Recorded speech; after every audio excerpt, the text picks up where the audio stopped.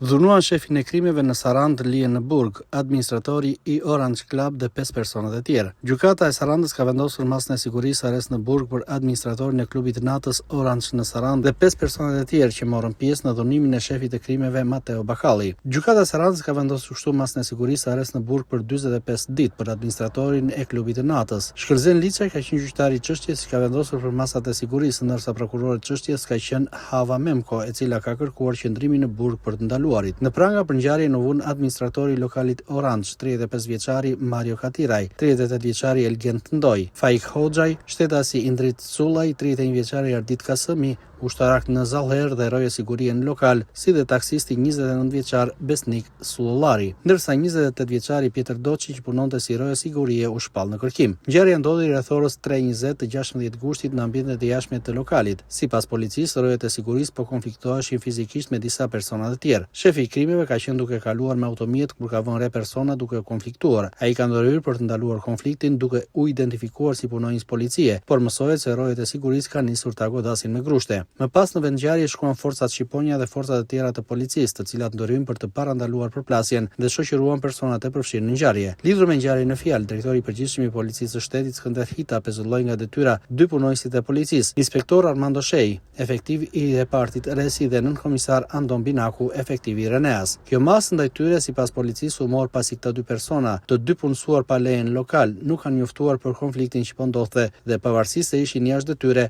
duhet të ndërhynin për parandalimin e përshkallëzimit të tij. Kujtojmë se Bacalli u paraqit në spital me hematoma në sy dhe dëmtime të tjera, mori ndihmën mjekësore dhe më pas u largua.